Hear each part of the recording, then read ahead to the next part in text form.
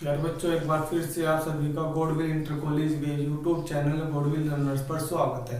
तो जैसे कि हम बात कर रहे थे यहाँ पे क्लास 12th की, तो हमने वहाँ पे पढ़ा दिया था आप लोगों को चैप्टर 5 की एक्सरसाइज 5B। अब हम स्टार्ट करेंगे यहाँ पे एक्सरसाइज 5C, जिसमें करेंगे फंक्शन की अवकलनीयता की। तो अवकलनीयता होती क्या है यहाँ पे देख लेते हैं पहले। फंक्शन कब हमारा अवकलनीय होगा, यानी कि फंक्शन हमारा कब अवकलनीय होगा, जब हमारी right hand derivative is equal to होगी लेफ्ट हैंड डेरिवेटिव की। तो हमारा क्या होगा, फंक्शन यहाँ पे अवकलनीय फंक्शन कहलाएगा। अब बात करते हैं कि हमारा जो सूत्र है राइट हैंड डेरिवेटिव और लेफ्ट हैंड डेरिवेटिव का, वो क्या होगा। तो राइट हैंड डेरिवेटिव का हमारा जो फॉर्मूला होगा वो होगा limit h tends to 0 f a plus h और माइनस का एफ ए और अपॉन में हमारा कितना होगा h। अब इसी प्रकार जो हमारा लेफ्ट हैंड डेरिवेटिव है उसका फॉर्मूला क्या होगा हमारा, वो भी हम देखते हैं यहाँ पे।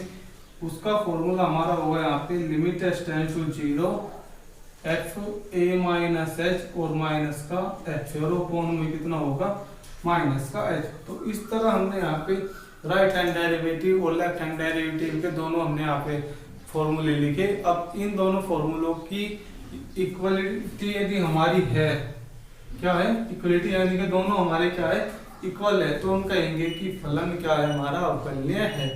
अब बात करते हैं परम की। परम इसमें है हमारे प्रत्येक अवकलनीय फलन जो होगा हमारा सतत होगा, क्योंकि क्वेश्चन में हमको बोलेगा कि अवकलनीय है और सतत भी है, तो दोनों नहीं निकालने हमको, सिर्फ हमने क्या निकालना होगा, हमको निकालना होगा अवकलनीय, और उसी पर में के अकॉर्डिंग हम कह देंगे कि फलन क्या है सतत भी है। बच्चों हमारा क्वेश्चन नंबर फर्स्ट यहाँ पे है, दिखाइए कि फलन x is equal to x square x बराबर 2 पर क्या है सतत और अवकलनीय दोनों है। तो हमें कैसे करना होगा कि हम यहाँ पे केवल अवकलनीय निकालेंगे। यदि हमारा फलन यहाँ पे अवकलनीय होगा तो हम कह देंगे कि हमारा फलन क्या है सतत भी है, इसलिए हमने यहाँ पे क्या निकाला अवकलनीय। कैसे, सबसे पहले हमने यहाँ पे राइट हैंड डेरिवेटिव निकाला, तो लिमिट हमारे क्या थी formula h tends to 0 f a plus h। a की वैल्यू हमारी कितनी है यहाँ पे 2, तो कितना होगा यहाँ पे 2 प्लस h अपॉन में कितना h। अब हमने यहाँ पे देखा कि 2 प्लस h हमारा कहाँ रखा जाएगा फलन में, फलन क्या था हमारा x स्क्वायर, तो हमने यहाँ पे 2 प्लस h रखा, यानी कि 2 प्लस h का होल स्क्वायर हो गया।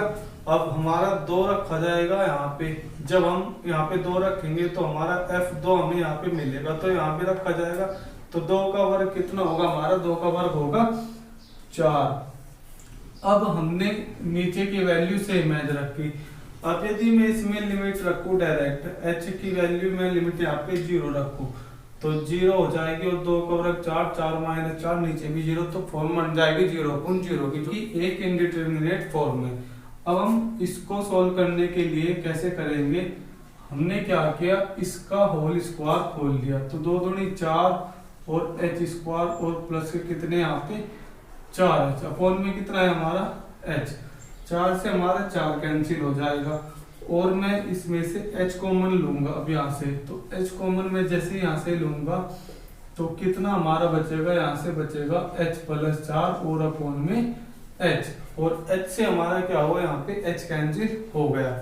अब मैंने यहाँ पे लिमिट रखी 0, तो मुझे कितना मिला 0 प्लस 4, यानी कि मिला यहाँ से 4। अब बात करेंगे हम यहाँ पे लेफ्ट हैंड डेरिवेटिव की एल एच डी, या फिर इसको हम क्या कह सकते हैं यहाँ पे एफ डैश, इसको हम कह सकते हैं एल एफ डैश 2, इसको हम एल एफ डैश 2 के रूप में भी इसको लिख सकते हैं। इसी प्रकार इसको हम क्या लिख सकते हैं यहाँ से आर एफ डैश 2, इसको हम आर एफ डैश 2 भी यहाँ पे लिख सकते हैं। अब हमने यहाँ पे इसका फॉर्मूला लिखा, कितना था limit h tends to 0 f a minus h, a के इसाने हमने यहाँ पे कितना रख लिया 2 माइनस h, और माइनस का कितना होगा यहाँ पे 2, और अपॉन में कितना माइनस का h। अब हम देखते हैं वैल्यू फंक्शन में पुट करके कितनी आती है हमारी।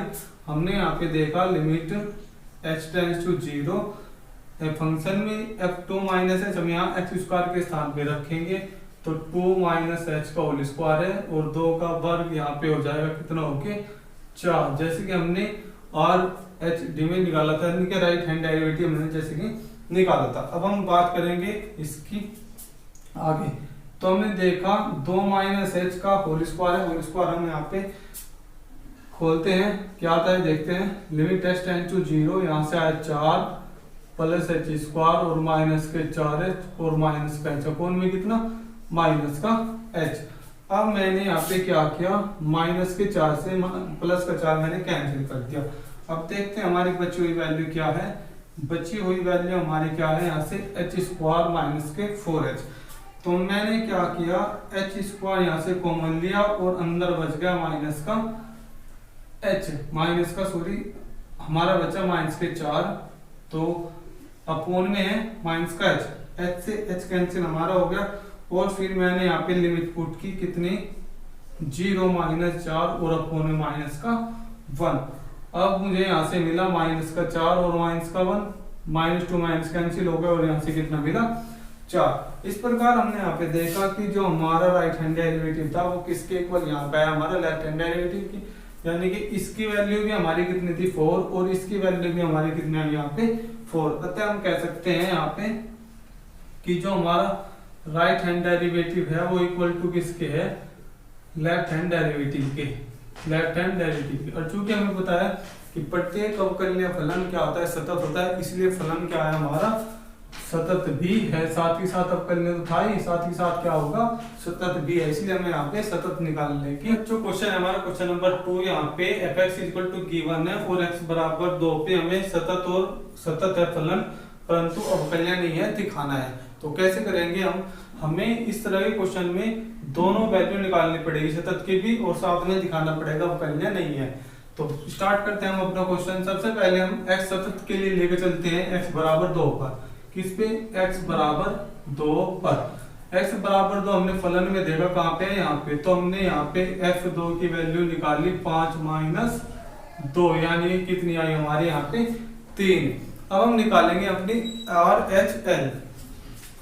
अब हमने क्या निकाला RHL, RHL क्या होता था हमारी राइट हैंड लिमिट, तो limit h tends to 0 f2 plus यहाँ पे हो जाएगा h, तो 2 प्लस h हम कहाँ रखेंगे, ग्रेटर वाली वैल्यू में।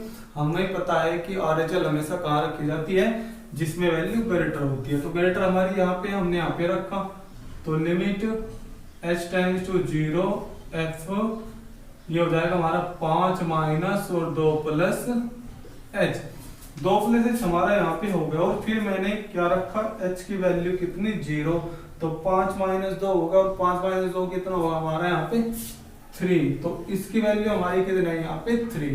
अब हम बात करते हैं LHL की, सेम कंडीशन में LHL लिख लेंगे हमारी, तो limit h tends to 0 f 2 minus क्या है यहाँ से f2 माइनस h, हमारा लेस के लिए होगा, लेस के लिए हमने यहाँ पे रखा limit h tends to 0 f2 minus h रखना है, तो लेस के लिए 2 माइनस h हमने यहाँ पे रखा और प्लस का 1 है, h की वैल्यू 0 रखी हमने यहाँ पे, 2 माइनस 0 प्लस 1 कितना आएगा 1 और 2 कितने हो जाएंगे यहाँ पे हमारे, यहाँ पे हो जाएंगे हमारे 3। अब हमने देखा कि हमने यहाँ पे और हमारी फंक्शन की वैल्यू fa और RHL और LHL तीनों हमारी क्या है इक्वल है, इसलिए फलन क्या होगा हमारा सतत होगा, सतत है, अतः फलन क्या है हमारा यहाँ पे सतत फलन है। अब हम क्या निकालेंगे, अब हम यहाँ पे निकालना है कि फलन अवकलनीय नहीं है, तो अवकलनीय नहीं है के लिए हमें क्या निकालना पड़ेगा, यहाँ पे राइट हैंड डेरिवेटिव और लेफ्ट हैंड डेरिवेटिव हमें निकालना पड़ेगा। तो limit h tends to 0 f2 plus h और माइनस का f2 और अपॉन में कितना h। अब मैं यहाँ पे लेफ्ट हैंड डेरिवेटिव की, लेफ्ट हैंड डेरिवेटिव हमारा कैसे निकलेगा, लिमिट h टेंड्स टू 0 और f2 माइनस h और माइनस का f2 अपॉन में कितना माइनस का h। अब हमने क्या किया, f2 माइनस h हमारा कहाँ रखा जाएगा, नीचे की वैल्यू कितनी है हमारे यहाँ पे, ये वैल्यू हमारी है कितनी x प्लस 1, तो यहाँ पे हो जाएगा 2 माइनस h और प्लस का 1 और फिर f2 की वैल्यू कितनी आई थी हमारे 3, तो हमारी कितनी माइनस के 3 और अपॉन में कितना माइनस का यहाँ पे h। अब हमने देखा 2 और 1 कितनी हो गई 3, तो और माइनस के 3 ये कैंसिल हमारा हो गया। तो हमें कितना मिला यहाँ से, limit h tends to 0 minus का h और अपॉन में भी कितना माइनस का यहाँ पे h। तो माइनस से माइनस कैंसिल, h से h कैंसिल। तो कितनी वैल्यू हमें यहाँ पे मिली, लेफ्ट हैंड डेरिवेटिव की हमें यहाँ पे मिली वैल्यू 1 और उसकी कितनी थी -1, इसलिए यहाँ पे दोनों क्या अनइक्वल है। तो हम कह सकते हैं यहाँ पे right hand derivative not equal to किसके है, लेफ्ट हैंड डेरिवेटिव के। इस प्रकार फलन हमारा क्या है, सतत तो है परंतु अवकल्य नहीं है। इस प्रकार हमें क्वेश्चन यहाँ पे करने हैं।